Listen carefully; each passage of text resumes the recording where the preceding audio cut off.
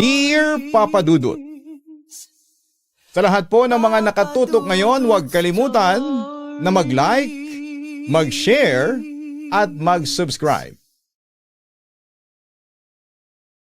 Sa oras na tayo ay sobrang masaktan, mahirap ibigay ang isang kapatawaran, lalo na kung ang nasaktan ay ang ating pamilya. Pero kung nais nating maging malaya tungkol sa madilim na kahapon, wala tayong ibang pwedeng gawin kung hindi ang magbigay ng kapatawaran sa taong nagkasala sa atin. Dear Papa Dudut, tawagin niyo na lamang po ako sa pangalang Gregorio at gusto ko lang ibahagi ang kwentong ito ng buhay ko. Napahinto ako sa pag-iisip nang biglang may nangaroling sa harapan ko habang kumakain ako ng mainit na kakanin. Ngayon ko lang napagtanto na Pasko na pala. Napangiti ako. Ganon din kami ng mga kapatid ko noon. Nangangaroling kapag malapit na ang Pasko. Napatingin ako sa paligid ko at marami na ring mga parol ang nakasabit sa mga poste at sa kung saan saan. Naalala ko pa noon na nagsasabit kami ng parol ni Itay sa tapat ng pinto ng bahay. Pero simula nang nangyari ang mga masalimuot na pangyayari sa buhay ko, isinumpa ko noon na hindi na ako babalik sa lugar na yon at ang lugar kung saan ako isinilang at nagkaisip habang bumabiyahe ang bus na sinasakyan ko. Hindi ko maiwasan na balikan ang nakaraan. Nababalikan ko ngayon 6 years ago. Bilisan mo na ate, apor ako sa nakatatanda kong kapatid. Nasa loob kami ng isang napakalaking tindahan sa pamilihang bayan. Hawak ko ang bigas na pinabibili ng nanay namin, Papa Dudut. Kanina pa kasi siyang namimili ng kung ano man doon sa istante. Sandali nga lang, aniya, at pasimpleng dinampot at isiniksik sa bra ang 2 pansit kanton na nakadisplay doon. Nanlaki ang mga mata ko sa ginawa ni ate dahil hindi ko akalaing magagawa niyang mangupit. Lourdes, anong ginagawa mo? Ang sabi ko. Kasalanan ang mangupit. Pwede ba Gregorio? Huwag mo akong pinapangaralan dito. Pinanlakihan niya ako ng mga mata. Pagkatapos ay nagkunwari pang nagpalingon-lingon upang siguraduhing walang nakakita sa ginawa niya. Nilapitan niya ako. Sabay bulong sa akin ng pasimple. Tara na, bilis. At kaagad niyang kinuha sa akin ang hawak kong plastic at casual na tinungo ang mahabang counter. Itinulos ako sa kinakatayuan ko sa sobrang kaba. Hindi ko na alam ang gagawin ko, Papa Dudut.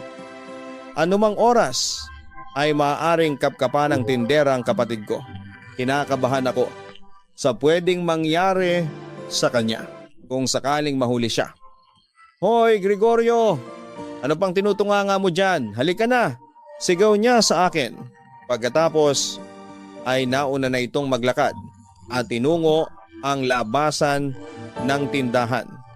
Nang matauhan ako ay mabilis na akong tumakbo para humabol sa kanya. Sa labas ko na siya naabutan. Ate, teka, hinabol ko siya at umagapay sa paglalakad niya. Ate, masama ang ginawa mo. Magagalit si inay kapag nalaman niya ang ginawa mong yan. Giit ko. Huminto siya sa paglalakad at hinarap ako. Bakit? Magsusumbong ka? Para naman sa atin tong lahat Diskarte ang tawag dito, no. Wala tayong makain. Kaya walang masama sa ginawa ko. Pangangatwiran pa niya. Halina nga, may inis akong nahimigaan sa boses niya. Marahil dahil sa sinabi ko. Pero masama naman talaga ang magnakaw. Napabuntong hininga na lamang ako at saka mabilis siyang sinundan pa uwi. Papa Dudut, natapos ang gabing iyon na pinaghati-hatian ng kanin na halos kakarampot. para lamang mabusog ang mga sikmura namin, Papa Dudut.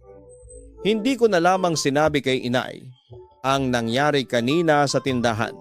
Ayoko nang dagdagan pa ang mga alalahanin at iniisip niya matapos naming makapagligpit ng pinagkainan.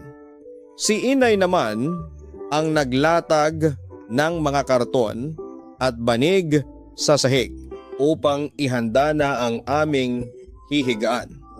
Inay, aalis muna ako, paalam ni Ate Lourdes habang nagbibihis. Gabing-gabi na anak, bakit lalabas ka pa? Ang sabi ni inay. Nahalata sa boses ang pag-aalala. Kailangan po inay, simula ngayon, magsisimula na ang ganitong oras ng pag-alis ko. May nahanap na akong trabaho at mas malaki ang kikitain ko dito kumpara sa pagtitinda ng gulay maghapon sa palengke, ang sabi nito. Pagkatapos may suot ang pantalon na 3/4, binuksan nito ang wallet at inabot ang 200 kay inay. Ito ang unang sahod ko ngayong gabi, binalik ko na para may pambili kayo ng mga kakailanganin. Sige, aalis na ako inay, paalam, nito. At nagmamadaling lumabas ng bahay. Hindi ko alam kung ano ang trabaho ngayon ng kapatid ko, Papa Dudut. Ang tanging dalangin ko lamang ay maayos at marangal ang trabahong yon. Nakatulala ako mula sa pagtulog nang maramdaman kong nasa tabi ko si inay. Napabangon ako at maingat na lumabas ng pinto nang may marinig akong mahihinang kaluskos at mga impit na ungol sa likod ng bahay kung saan ay matatagpuan ang lutuan. At gano'n na lamang ang pagkagulat ko nang makita ko sina inay na nakikipagtalik sa kung sino. Sigurado akong hindi si Itay yon, Papa Dudut. Napatakip ako ng bibig ko at maingat na umalis sa lugar na yon. Bumalik ako sa kwarto at humiga. Pinilit kong iwaksi ang nasaksihan ko pero hindi pa rin mawala-wala sa utak ko ang pangyayaring yon. Bakit? Bakit ginawa yon ni inay? Hindi na ba niya mahal si Itay? Paulit-ulit na tanong ko. Anong dapat kong gawin? Pinagpasyahan kong manahimik na lamang sa nasaksihan kong hindi kaaya-aya na ginawa ni inay ng gabing yon. Ayaw kong mag-away sila ni Itay kapag nalaman niyang pinagtataksilan siya ni inay. Natatakot ako na ma-broken family kami. Naging malimit na rin ang pag-uwi ni ate sa bahay. Kung umuwi na lamang ito ay isang beses sa isang linggo. Nagbibigay lang ng pera kay inay. May mga kapatid pa kaming maliliit at nag-aaral pa na kailangan ng suporta. Si inay naman ay naging madalas ang paglabas tuwing gabi at wala akong idea kung saan siya nagpupunta. Inay, saan po kayo pupunta? Gabi na po Madilim na po sa daan. Baka, alam kong madilim na Gregorio. Hindi ako bulag. Huwag mo na ring tanungin kung saan ako pupunta Aniya. Habang naglalagay ng lipstick sa mga labi. Habang nasa harapan ng salamin. Kung hindi ako lalabas ngayon, wala tayong kakainin bukas at ipambabayad sa ilaw. Yang kapatid mong si Lourdes. Naku, kapag kita ko yan, kakalbuhin ko talaga. Magdadalawang linggo na. Ang hindi nagbibigay ng pera at ang magaling ninyong ama ni hindi mo man lang malaman. Minsan sa isang buwan na nga magpadala. Kulang pa paghihimutok niya. Pagkatapos ay tumayo na siya at inayos ang suot na simpleng blouse at pantalon. Nanatili lamang ako sa kinakatayuan ko habang pinapanood si inay. Aalis na ako ikaw na ang bahala dito at tumingin-tingin sa mga kapatid mo, bilin niya. At nilampasan ako. Huwag mo na akong hintayin dahil bukas na ako uuwi. Isarado mo na lang itong pinto, huling bilin niya. At tuluyang lumabas na ng pintuan sa paglipas ng mga araw, linggo at umabot ng 5 buwan. Naging malimit na ang pagpapakita ni Ate Lourdes. At ang madalas na paglabas-labas ni inay sa gabi hanggang isang araw ay tuluyan nang hindi nagpakita o nagparamdam man lang si ate sa amin. Kinalimutan na kami na balitaan na nakipag-live-in sa nobyong nakilala nito sa pinagtatrabahuhan at siya ay tuluyan na yata niya kaming kinalimutan. Hindi na kami nakakatanggap ng sustento mula sa kanya, Papa Dudut.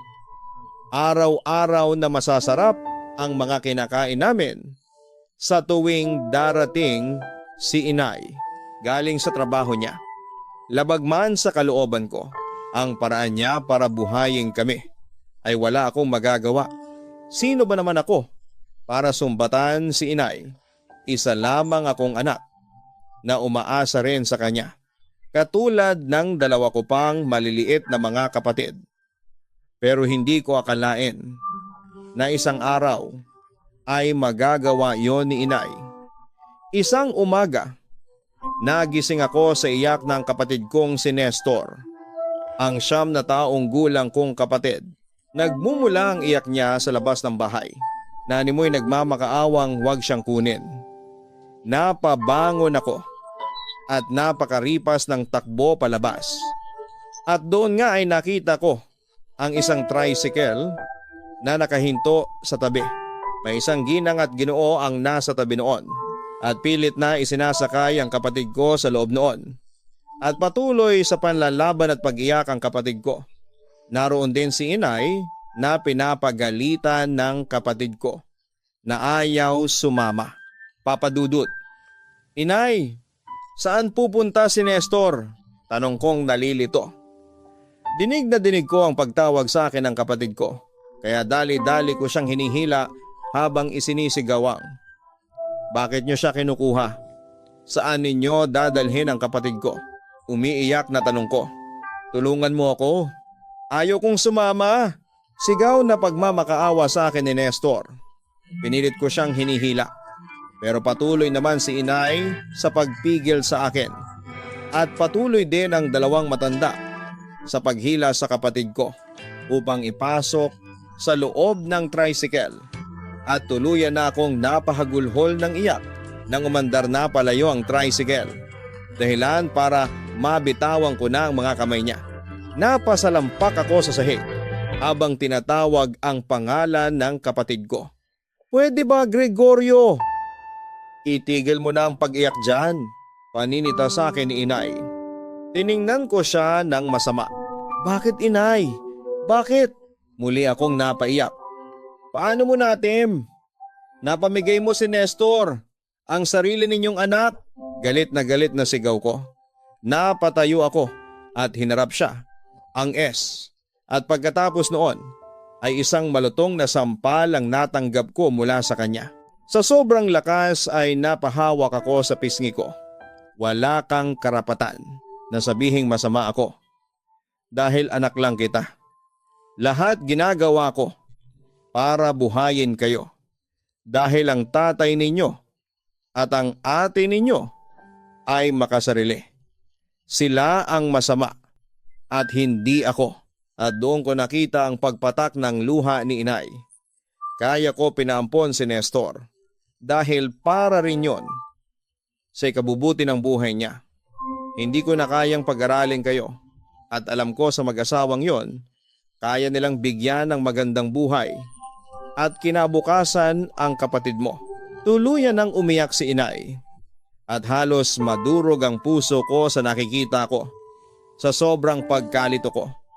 At sakit na nararamdaman ng damdamin ko ay napatakbo ako palayo sa bahay habang ang mga mata ko ay patuloy lamang sa pagpatak ng mga luha. Naging malamig ang pakikitungo ko kay inay matapos ang nangyaring yon. Sa tuwing may itatanong lamang siya ay saka ko lamang siya sasagutin sa paraan na hindi kagaya pa ng dati. Hindi niyo po ako masisisi. Masakit sa parte ko ang mawalan at mawalay sa isa sa mga kapatid ko. Sobrang sakit. Isipin ko pa lamang na hindi na kami magkikita kailanman ay parang nadudurog na ng labis ang puso ko. Dumaan muli ang 4 na buwan na kami na lamang 3, ni inay at ng kapatid kong 5 taong gulang ang namumuhay at nakatira sa bahay. Itinuon ko ang buong pansin ko sa pag-aaral at sa pag-aasikaso sa bunso kong kapatid na si Lito.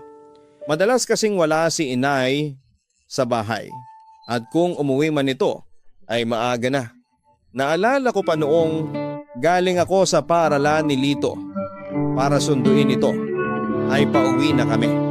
Natigilan ako sa pagpasok sa pinto nang marinig ko ang matigas na boses ni Itay sa loob ng bahay. Si Itay! Dumating na si Itay! Pahakbang na ako papasok. Nang bigla kong marinig ang tinig ni Ina na animoy nagmamakaawa. Napalunok ng laway ako. Bigla akong binundol ng kaba. Napatingin ako kay Lito na hawak-hawak ko ang isang kamay. Kagad ko itong binuhat at itinago sa isang sulok. Lito, dito ka lang ha. Huwag kang aalis hanggat hindi ako dumarating. Okay? Sabi ko pa sa kanya. At tinanguan naman niya ako. Sumenyas din ako na huwag siyang maingay bago ako naglakad ng maingat pabalik sa bahay. Dinig na dinig ko ang sumbatan at sigawan nila at ilang mga tunog ng nagkakalabog. Nanginginig ang mga kamay ko.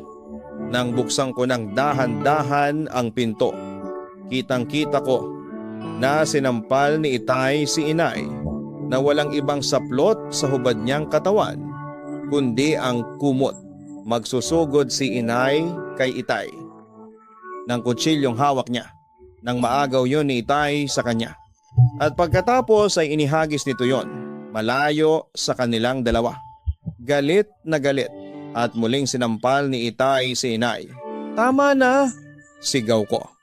Kasabay ng pagka-off balance ni inay sa lakas ng impact ng sampal na natamo at mas lalo akong binalot ng takot nang eksaktong tumama ang ulo ni inay sa nakausling malaking pako sa dingding. Kitang-kita ko ang pag-agos ng dugo mula sa ulo niya. Inay, Clara, halos sabay na sabi namin ni Itay at napatakbo ako palapit kay inay nang marahan kong inangat ang ulo niya. Clara, Diyos ko, hindi ko sinasadya, dinig kong sabi ni Itay. At dinaluhan rin si inay. Kitang-kita ko ang pagkalito at takot sa mukha ni Itay. Itay, dalhin natin si inay sa ospital. Itay, dalhin natin si inay. At napahagulhol ng iyak. At mahigpit na niyakap si inay. Halos maparalisa ang katawan ko nang maramdaman ko ang pagtayo ni Itay at mabilis na kumaripas ng takbo palabas. Itay, saan ka pupunta Itay? Buong lakas na pagtawag ko. Pero mabilis na siyang naglaho sa paningin ko. Namatay si inay sa nangyaring yon. At hindi ko akalain na magagawa yon ni Itay. Sobrang namumuhi ako sa kanya. Sa tulong naman ng ilang mga kaibigan ni inay ay naipalibing namin siya. At si Itay ay pinaghahanap na. Nalaman ng nadatna ni Itay na may kasiping na ibang lalaki si inay. Noong araw na yon, ayon sa ilang mga kapitbahay na nakarinig at nakasaksi, matapos ang libing ay may dumating uling pagsubok sa buhay ko na hindi ko inaasahang kakaharapin ko. Namamanhid na ang buong katawan ko sa lamig na dulot ng ulan.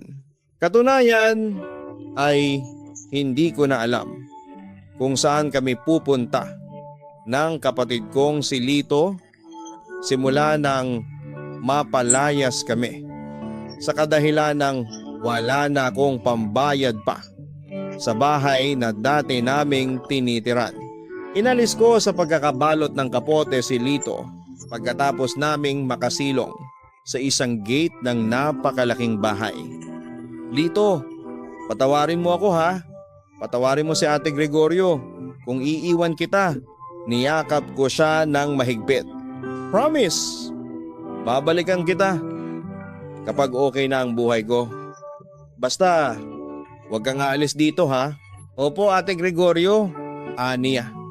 Kasabay ng pagtango, muli akong napaiyak at niyakap kong muli siya ng mahigpit bilang pamamaalam. At pagkatapos ay tumayo na ako. Pinindot ko ang doorbell na nakita ko bago ako nagsimulang humakbang palayo sa kapatid ko na walang kamuang-muang na kumakaway pa sa akin. Naputol ang pagbabalik tanaw ko sa nakaraan. Nang huminto ang sinasakyan kong bus, isinukbit ko na lamang sa balikat ko ang bag. Pagkatapos ay bumaba na ako. Pagkarating ko sa tapat ng isang bahay na napakaraming tao, ay hindi muna ako bumaba ng tricycle. Hindi ko alam kung tutuloy ba ako sa pagpasok o aalis na lang. Huminga ako ng malalim bago ako nagpasyang bumaba na. Lahat ng mga tao ay nakatingin sa akin at patay mali siya. Hindi ko na lamang yon pinansin. Nagpatuloy-tuloy ako sa paglalakad hanggang sa tuluyang kong makita ang kabaong niya, ang kabaong ni Itay. Habang naglalakad papasok sa isang bahay ay hindi ko na namalayan na pumapatak na pala ang luha ko. Bigla kong naramdaman ang lungkot at pangungulila sa puso ko.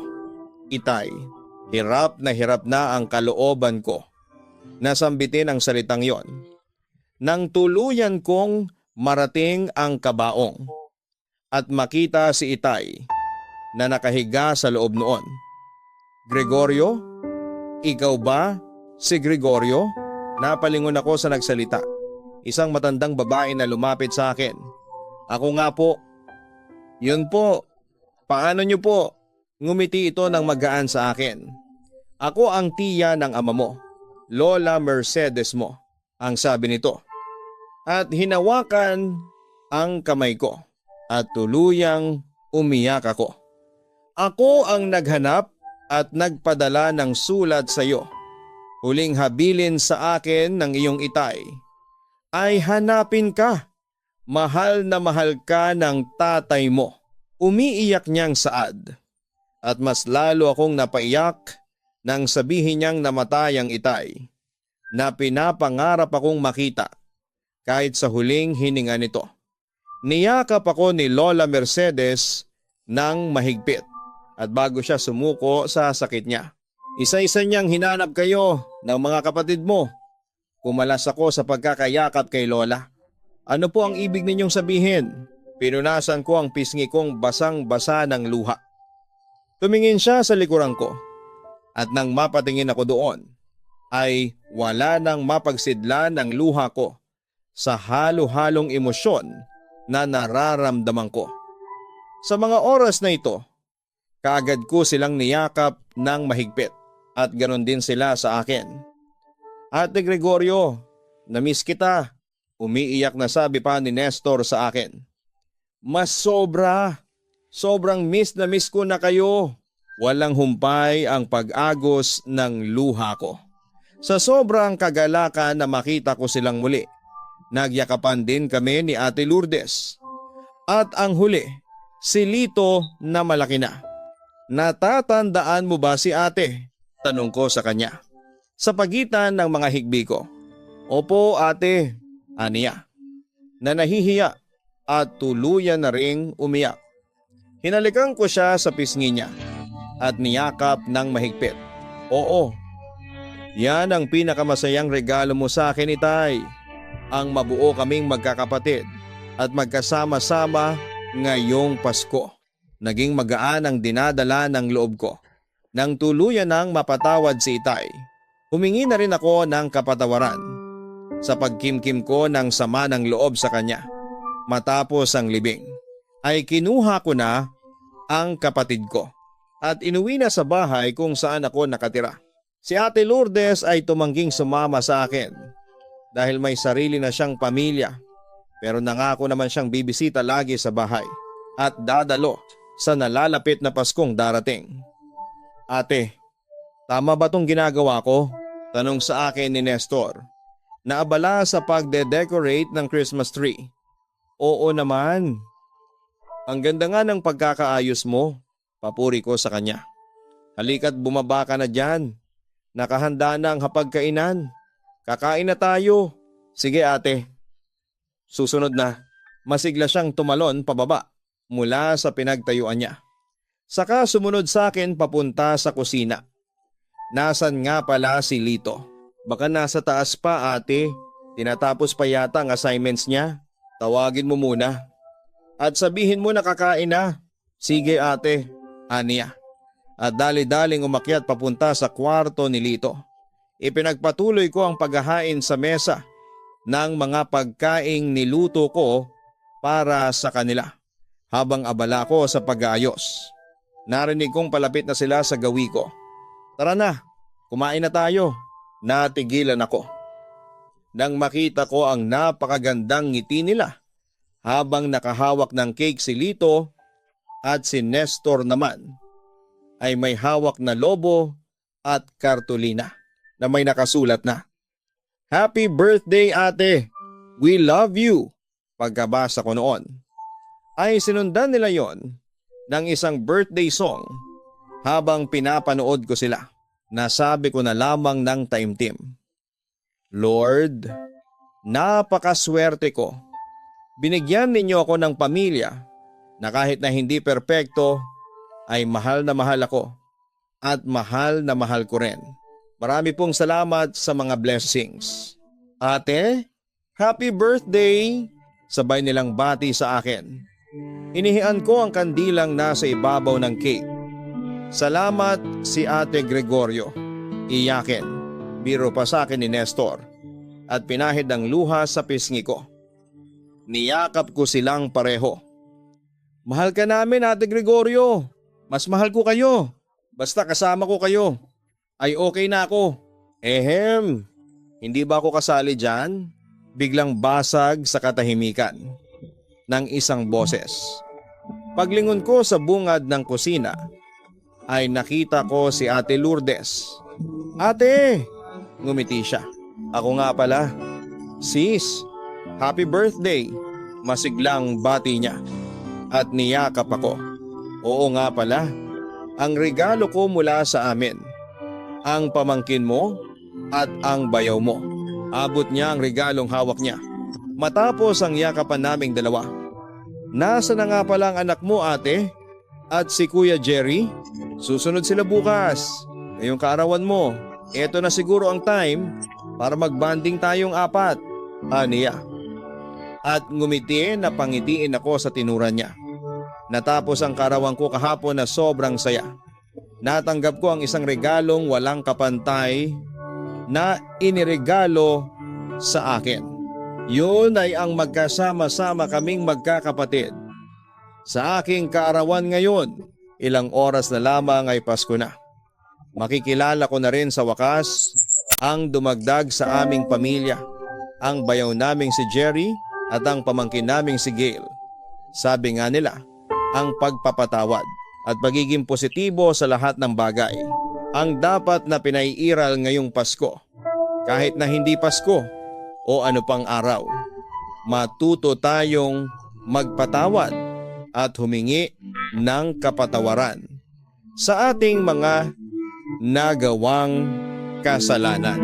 At wala akong mapagsidlan ng kaligayahan dahil kasama ko na sila noong isang taon na Pasko at ngayon pang darating na mga Kapaskuhan.